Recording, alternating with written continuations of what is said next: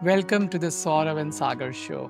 Today we are talking about an incredibly inspiring story of our guest who has not only fought cancer but emerged stronger, returning to the fast paced world of IT. Approximately 1 in 5 people get cancer over their lifetime, and 1 in 9 men and approximately 1 in 12 women die from cancer.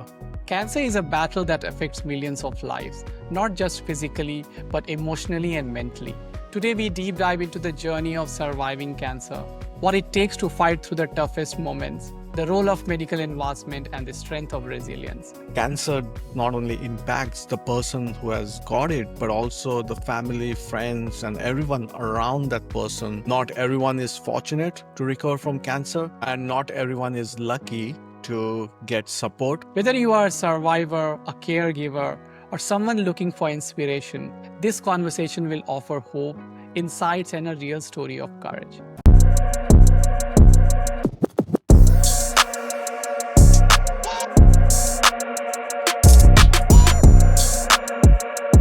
Hello, everyone. Welcome to the Saurabh and Sagar Show. Today, we are going to talk with a special guest, Nagesh Naik. He has a 10 years of IT experience, mainly as a solutions architect, business analyst, software engineer, and today a technical lead at Intellement. He is a cancer survivor. He is also an author to a book, The Butterfly Breaks Free. He also has his own blog, and we are so fortunate to have you on this episode of Surviving Cancer. Welcome to our show, Nagesh. Welcome to the show, Nagesh. Yeah, thank you. Thanks, Sagar. Thanks, Saurabh. And it is an honor to be on this show because I've been seeing how you guys have been tackling different problems and getting the most out of the people who have been there and done that. So, yeah, it feels great to be here. And thank you for your kind words as well. I'm going to start with your journey of cancer. Yeah, I read your book, by the way. It's a really great book, The Butterfly Breaks Free. The whole thank thing, you. detecting the cancer and before the cancer, everything happened during COVID. So Yes. take us back to those days when, you were a health freak, you're doing all these great things, and suddenly you had to go through all this phase. So just take us to that moment where all this started. Yeah, so I believe in one thing that everyone says that I'm not sure if that is a correct analogy or not. But for example, everyone says that if there is a lion and the lion has to be the brave and all that, but no one sees that there's a pain in being that brave and being that face. If you are a person who has gone through some things, if you're a person who knows how strength is, then you tend to kind of ignore it till it becomes an actual big pain. And those were the days where we were like working hard for because it was a lockdown period and trying to survive the pandemic, all that was happening. And then suddenly there were some health issues. I've always been passionate about the tech work which I do. And I was doing a cutting edge project that time and I was like kind of busy in that. I was like, okay, I have to work on something really interesting. Along with that, I was like, there's something which is troubling me, but maybe because I'm not eating well, because I'm not getting enough of sleep, all that. But because I had a very good background in maintaining my fitness, I never imagined that it could go so wrong. I mean, the body did give some signals, and because we normally tend to be so busy in the work, we kind of tend to oversee all these things. And that is exactly what had happened. And because the entire journey had been so fit, so I did not think it could go so bad. So it was a shocker when it was actually revealed and the actual diagnosis came out. But it was kind of too late. But we are engineers. We know how things can be managed when things go bad. Like everyone faces production issues. I had a production issues in my personal project.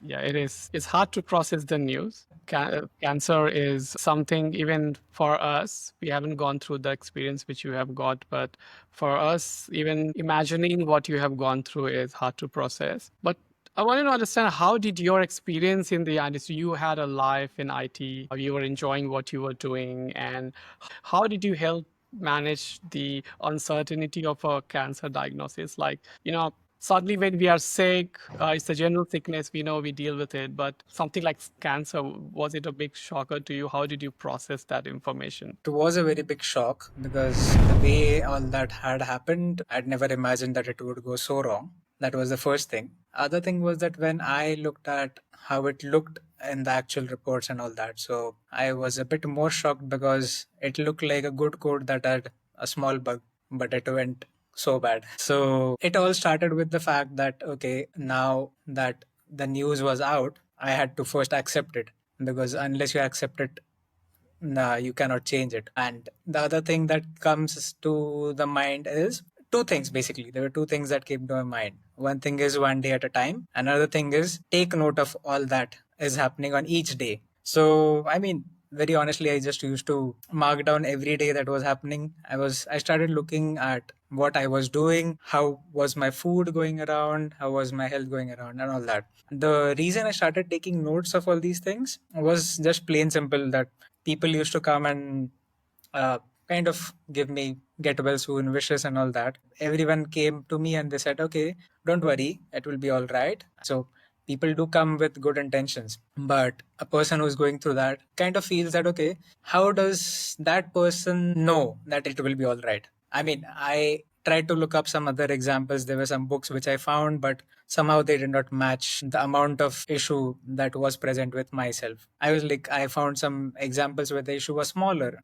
Found some example where the issue was similar, but the person did not survive and all that. So I was like, okay. Then I thought, okay, I have to do two things. I have to give my best and I have to take notes and put it in a form that, okay, after that, if I come through that, it should help anyone else who is going through anything similar or anything which is tough. I like your IT analogy of the between I the like the bug and production issue. production, and like I really like that the way you describe. But I guess like tell me what's like what role your family, your friends, or your employer where you're working played in your healing journey? The family, obviously, family and friends, like as like we all say, like friends are the second family. So all those people played a very big role in the overall journey. Sadly, the employer was not able to play a big role because just before all the things happened, my health was so down that I had to be let go because of my health issues. And by that time, it was not diagnosed, so I could not be like saying what went wrong in that overall scenario. The family and friends were the biggest support,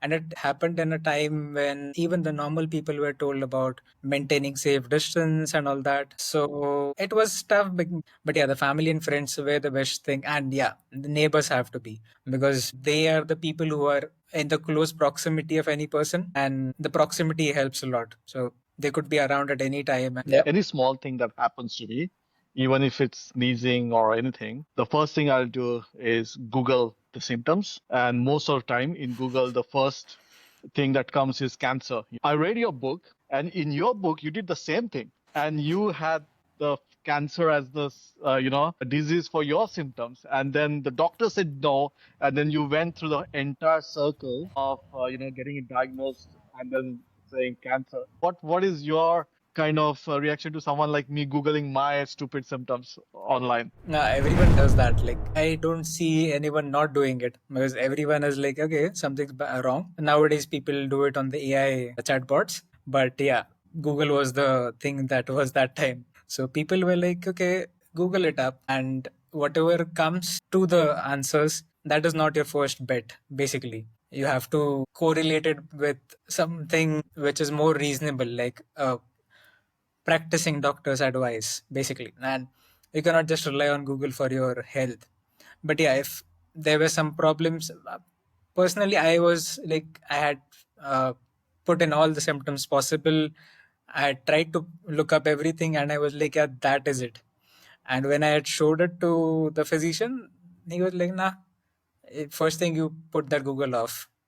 And maybe, just a maybe, that if it would have been thought of that time, maybe it would have been a bit easier to solve, because it was diagnosed like 3 months later. So yeah, but normally that is not the case for everyone. So you don't have to panic about what Google says. So Nagesh, would you mind sharing a bit detail about the what kind of cancer you had and was it detected in what stage of treatment you got? Basically, it was a lymphoma. Very honestly, like we have the lymph node network in our body, which kind of helps fight infections and all that. And something which generates into that and then it spreads within the lymph node. So that was the problem. And it, because it is within the lymph network, it kind of tends to spread quickly. And the same thing had happened, like it within the lockdown period, things had gone bad. And in terms of the staging, like that was a good thing which the doctor had done initially. I was not informed of the staging at the first cycle or at the start.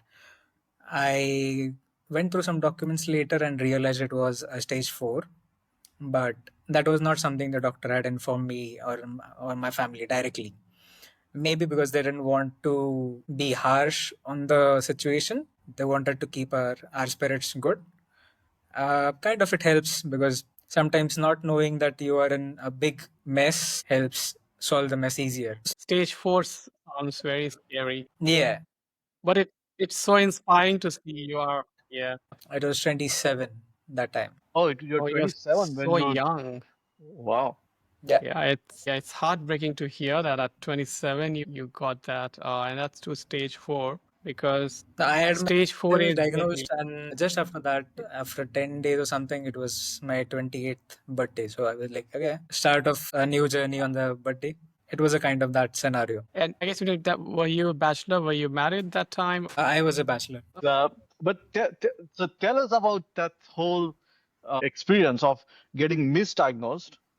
Yeah. And then, the whole thing about being in COVID, no one wants to really do your physical examination. Then you're getting Yeah. misdiagnosed, taking wrong medications. And then, Yeah. you know, that's a whole, that experience would have taken a big toll on you mentally, physically, financially, everything. Yes, exactly. So what happens is, see, it was a situational thing because that time no one was able to do the physical diagnosis, and unless someone was gotten into an emergency room, that was the place where physical diagnosis actually happened. That too, once the person clears the COVID report. But the fact was that the misdiagnosis happened because the physicians would ask the patient to describe what is happening. Now, we are tech people, we don't understand that much of what is happening in our body. I mean, he could have asked me what is going wrong in my system in the deployed application. That would have been a good option for me to answer. But when someone is asking me what is going wrong in exact terms, it was obviously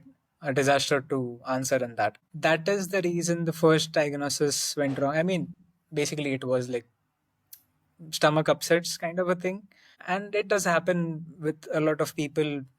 Like, okay, what the physician says is correct, yeah, okay, too much of eating and all that. But if it is not getting solved, that is when the second round happens. It is irritable bowel, like the gut bacteria are gone off, all that. So after everything happens, what happens next was the biggest surprise. Like, I started coughing out and all that, so they had a physical examination specifically done for that, and that came out with some a bad x-ray of the chest region. And okay, that is when the second misdiagnosis happened. Looking at that and other symptoms, they took some other parameters and they misdiagnosed it as tuberculosis. So yeah, it was fun. They started with the tuberculosis treatment. So a person who does not have tuberculosis but gets onto tuberculosis medicine, it starts impacting the body in other ways. That was what happened, because the actual issue was eating up the energy and the medicine was eating up the other part of energy. And then one day I was out of energy and basically had to be rushed to the emergency room. With all that, then started the actual cycle. But still, like as you say, the kind of work we tech people do, the physicians also tend to believe that we have a lot of stress on us, which is true. We, as IT people or the tech people, we need to focus more on how our well-being, emotional well-being, mental health, everything goes in sync, as well as the physical health. So like, normally a lot of us tend to ignore that aspect, and that is the reason everyone on the medical room believe that, okay, what you're saying, whatever your weaknesses are, whatever your thoughts are, is because you are too much stressed. And it was more like, when the body gives signal, we tend to ignore it, and that was what I had done. And if I would have like started making more noise at the start itself, that okay, there's something wrong, I cannot work, or maybe I need more rest, etc., then it might have been a bit different scenario. But because I was like okay with it, okay, it's small issue, let's still keep working, let's focus on what's the bigger picture and all that. Yeah, it went wrong primarily because of that. Saying all that, yeah, within the 3 months, two misdiagnoses and the amount of wrong medicines, along with the actual issue which kept growing, pretty much like pulled out around 25 kg of weight. So that was the weight loss and too much of weakness. So there was no option other than being bedridden for a few days after the actual diagnosis because there was no energy left. But yeah, it gave me kind of good lessons that I used to be in careful about what I'm eating, how active I am, how much rest I'm getting. But for a certain period of time, I left that and focused more on the career aspect. I know career is important, very important. It gives a purpose, it gives the means to life, everything. But I learned the hard way that we have to separate career from the actual fitness and our well-being. So that was the thing which came out of it. Financially, obviously, it was draining. So because I used to be into a good fitness regime, so I'd never cared for an insurance or something. So yeah, that was bad. I'm so happy to see you here in this podcast talking to us, healthy and sound. So, would love to hear the inspiring story of how you recovered from your diagnosis and like how you came back to your usual work in IT. There are many aspects to this. So I always believe in two facts that we have to keep working hard towards the goal and we have to be also favored by the lady luck or what do you say? It is the luck factor which comes in. So for me, I had decided that I will give my 100%. I will be totally focused on this particular aspect that I have to get back on track. And to the point that as we all do, I had put up some sticky notes and all that time with some bad handwriting obviously and just pasted it that okay, this is what I have to cover. Obviously the first goal that time was survive out of all the treatment and start doing things which I was not doing. So when I was diagnosed, I was not walking. My first goal was okay, maybe in a month I should try walking. I kept it so much in my mind that I used to always think about it. I mean, we all say things about manifestation and all that. It is more like you keep thinking about it, you keep finding those ways to achieve that particular goal. And that was what I was trying to do. The way we manage our project, I was trying to manage my timelines. I never knew when the funding would go off, but I had to keep my hours in. So yeah, every day I used to have some goal or the other. I was totally supported by my friends and family, and obviously the family plays the bigger role, and the team of doctors which was there. So we like worked out together that okay, this is how you need to go about your diet, about how you do your physiotherapy, because that time it was just physiotherapy to start about it. And slowly with that, completing the treatment again, we had some time duration when there was a more frequent of observation that was happening. And along with all that, I always had in mind, okay, just before the treatment, just before the lockdown had happened, I had done a 10-kilometer race. I mean, I'm not someone who comes in the first part of the race, but I'm not in the last as well. So I was happy about it. I was like, okay, if I can do it then, so if it was 10, maybe after 1 or 2 years, I should try for 5. That was another goal which I picked up after completing the treatment. And then I started working about it. Okay, let's try and do 10 minutes, 5 minutes, whatever was possible. No timing, I mean, no, nothing on the distance, nothing taken hard. And as you keep trying, things improve. It is more like what people call as atomic habits. You keep improving the food, slowly your body tries accepting it. You keep improving the fitness habits, you keep improving everything. And that was how I used to think about it. Okay, that is my next goal. And slowly, I think in 2022, when it was like about 1.5 years from the treatment end. That time I did a 5-kilometer race and I was pretty satisfied that I was not the last person. So there were people who were left behind walking. So I was happy with that. That okay, I'm back. Getting back to work was a bit of a struggle because when a person is coming back from a break, normally there are two minds in which the people also think about it. Okay, will that person be able to work? How much of a support will that person require and all that? When I had approached Intellement, the interview process was conducted as well. I was happy about that. That okay, things are good, and they were pretty much receptive of the fact that I would be able to, or I may not be able to work as much as I would like to. And they had mentioned that okay, if things are okay, you keep contributing if things or not, we can think about it, but right now you can start. So I was like more than happy, because to start with, I needed something. So even at that time, it was like I used to start working 1 or 2 hours. I used to get tired, and okay, then I used to go back, sit for some time, rest for some 5-10 minutes. But I kept at it. Anything, be it work or be it the aspects of fitness. So I kept at it, and that is what I suggest everyone should be doing, irrespective of the fact if they are going through something or not. It helps grow a lot. I want to give a shout out to the Intelligent founders. Good on them for doing this. There are a few things in your book which made me think a lot.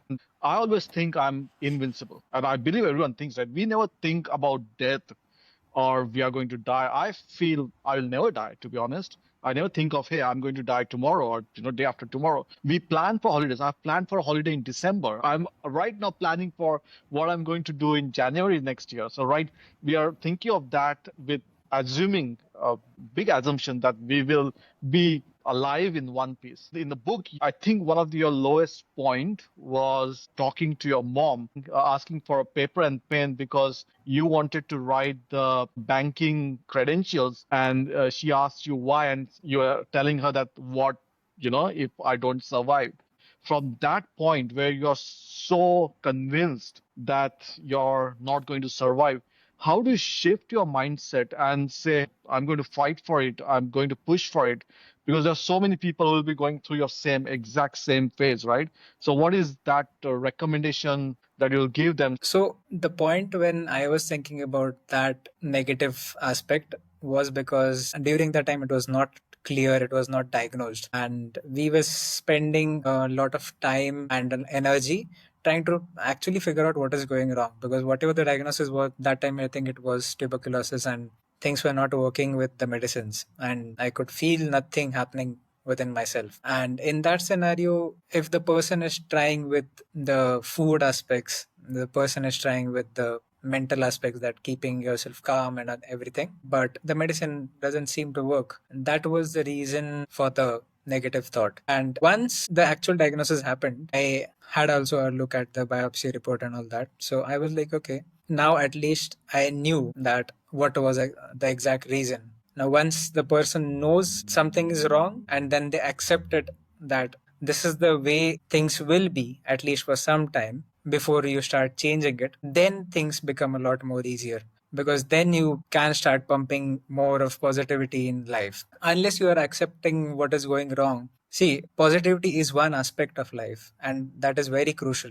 But that does not mean that we should be kind of neglecting what is wrong. So if there is something wrong, it might be a shortcoming in whatever we are doing, it might be a shortcoming in what we are thinking, or any other factor, something going wrong around us, and we are like, it is impacting us. So unless we accept that it is impacting us, we cannot change it. And that is the reason what was happening. Before, when I never knew what was wrong, I was just very lost, and that draining of energy which was I could feel, I was not sure what was happening. But when I at least knew what is the actual cause, then it was a lot better scenario. That okay. And now, like at that point, I knew what is wrong, and I knew that okay, if my luck has to support me, I will be. If my luck doesn't have to support me, I won't be. But at least I will know what is happening, and I will put my best foot forward. So that is the thing which also happens in our project, right? We do something and we don't know the goal, and then we are just running around. We're saying, okay, what is happening? I never know what is happening. And if projects without a goal can feel draining, I mean, with all the pain, any person can think, okay, give me a pen and paper. I want to write out the secrets. Yeah. I think uncertainty is the worst thing in life in every aspect. And like same with you, Nagesh, as until it wasn't diagnosed, that uncertainty was killing, that hard on the mind. Same as like even in at work also, when we are troubleshooting and we are doing hit and trial and still not working. And until you find the root cause, or okay, so even if the problem is not solved, it gives us some positivity because Yes. now we know and there is a way, and it will be solved. So I could relate to your point. It's rapid fire time now.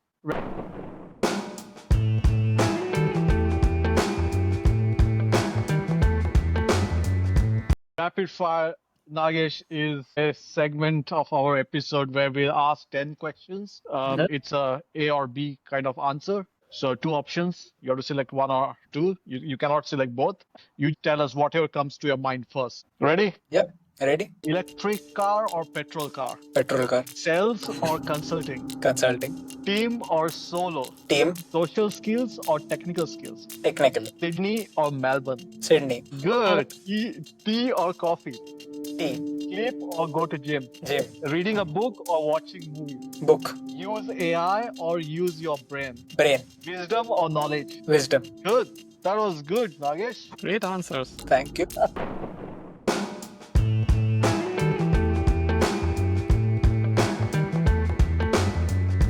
Curious to know, what was the medical team, the doctor, did they give you hope?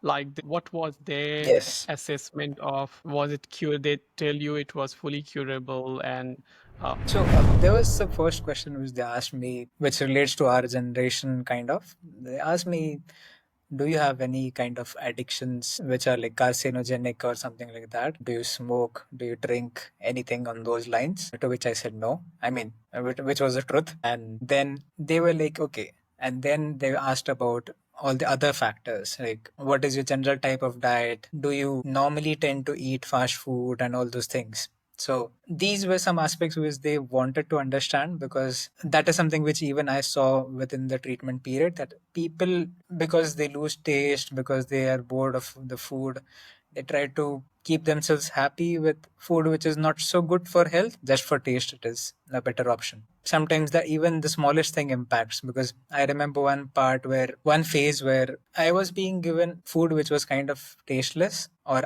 maybe I didn't know the taste, I'm not sure. And then to make it up, they used to give me a small pudding which was sweet. And after like 10-15 days, things were not changing. So the team came back and they said, are you not following the diet? I was like, whenever I'm with you guys, I eat whatever you give me. And otherwise at home, I just eat sprouts and all those things. So they were like, something's wrong. And I was very surprised that I was being given one small piece of sweet every day just to keep me happy. But that sweet was impacting some of the parameters. It was not sugar, it was something else which was getting impacted. And then they decided, okay, this should be cut off, like cut out all sugar and all fat from that day. And within 10-15 days, some parameters improved with that, just with that one change. So that was the level of support the team of doctors also gave in that particular scenario, that they used to ask me for that. And yeah, they basically asked me for everything. I mean,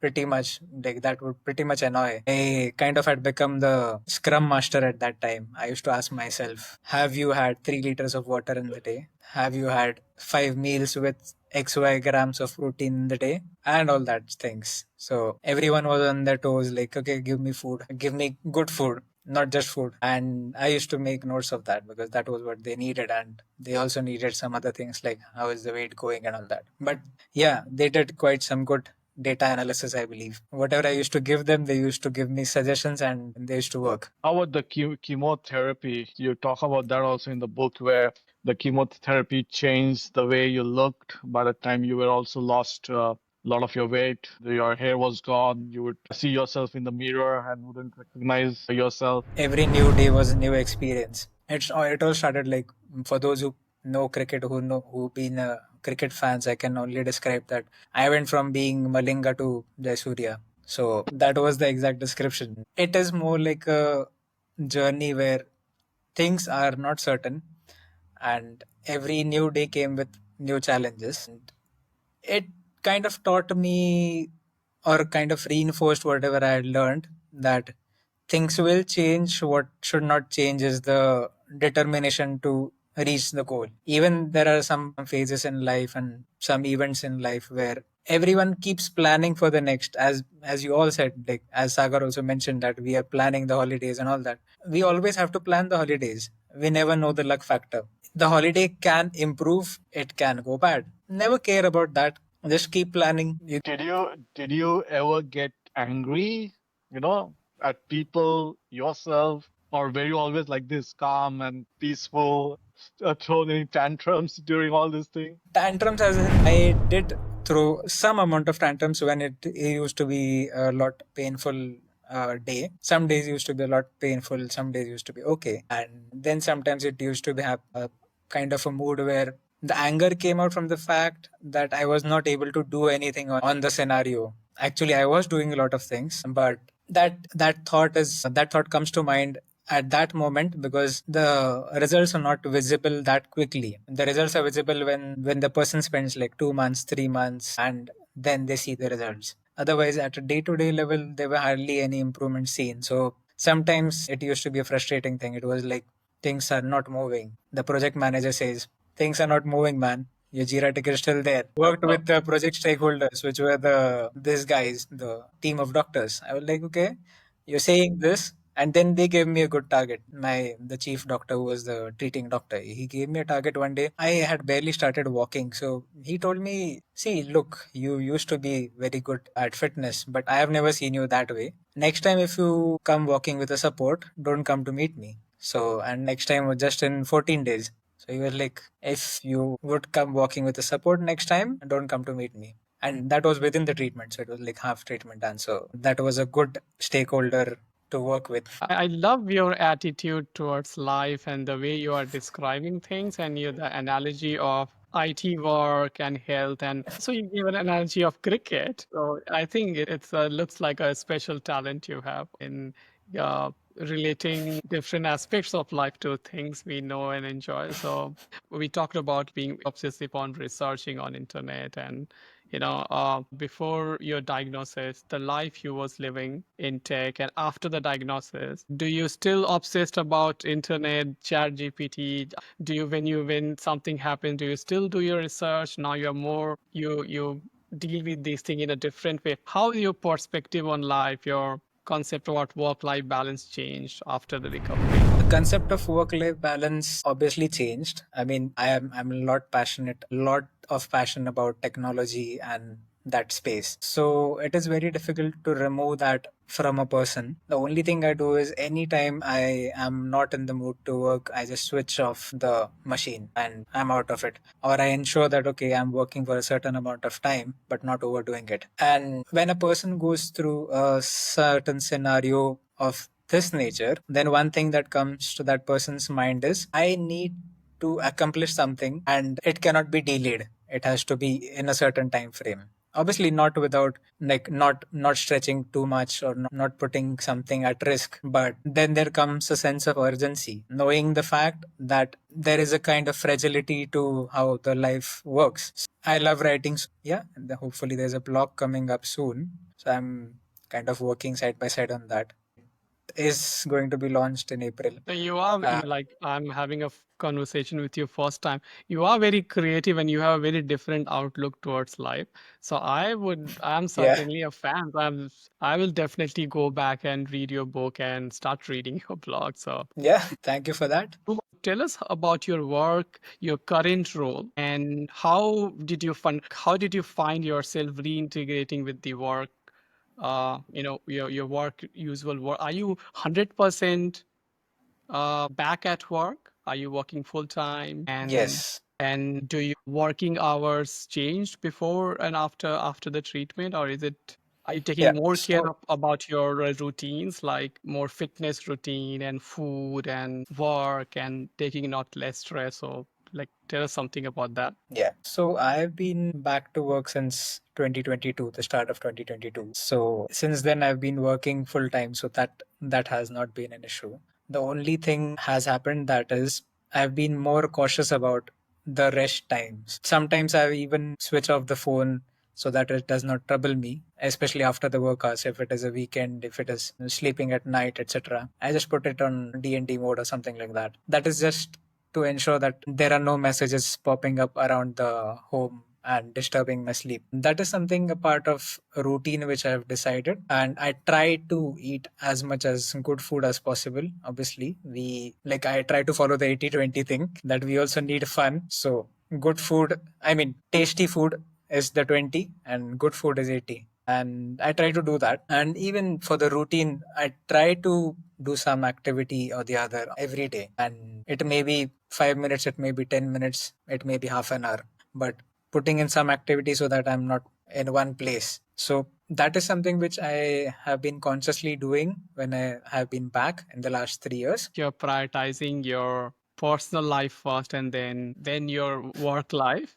Like we always say, people, either you have work at the center and then a life around it, or you have your family and personal life at the center and then you design your work and other thing. It's great to hear that. What would be your advice to someone who is battling cancer in general? So, best advice, which I feel is not just one advice, it is more like two or three pieces of it. One thing is they have to accept what is happening. Second thing is they have to try to the best possible limit. And it means mentally be strong that whatever is going to happen will happen. But if they have a bigger goal, then they keep the mind strong. For example, when I was diagnosed, I was like, I need to have some goals that need to be set, that there are some things which I have to cover in my life, and that cannot happen at that moment. So that goal gives a lot of energy to run through that battle. That this is where I have to reach, and it cannot happen at this moment. So the moment has to change. There has to be patience, there has to be discipline, so that the person comes out through all the journey. And obviously, there has to be luck, but luck alone doesn't work, because there are some people who I know because I've been working with similar people. So I know people who were like lucky enough to come out, but because they did not put in the effort, the problems keep coming up. Not the disease keeping coming back. It was more around the overall fitness and all those things. There were some people who put in the efforts, but they were not lucky. So luck, or you can say the God's favor, has to be there, but doesn't come without the discipline and all that. So the point is more around accepting, having a big goal, and treating every day as the goal. Nagesh, I read your book, and there were some tips that I want to just summarize quickly. The first one I really, really think is important is wearing a smile. Wear a smile. Believe in yourself. We should believe in ourselves. Have hope. If there's no hope, there's no way. Try and live the current moment. So don't really go too far or don't go back in the past. Follow your passion. That was really good. Never give up. We tend to give up when the going goes really tough. There's only one life, so live each day to its fullest. And then, really, something which stood me out was, and I already quoted, is don't burn at work. No one cares. So, those were some of the tips that I really liked about what you put into this book. So this is a book for anyone who wants to know more about Nagesh's journey about cancer, how he survived it, his experience. The book is called The Butterfly Breaks Free. It's on Amazon. It's near your bookstore. I would definitely recommend anyone to go and have a read. It's really a good book. Again, thank you, Nagesh, for writing this book and also your blog. Please, all our audience, if you are interested in communicating with Nagesh, go onto his website, www.nageshnaik.com, and you can see his blog and you can communicate to him either through his website or through LinkedIn, and obviously have a read of this book. So thank you, Nagesh. It was really, really a good chat with you, and thanks for your time today. Thank Thank you you, so Nagesh. much, Sagar. Thanks, Saurabh.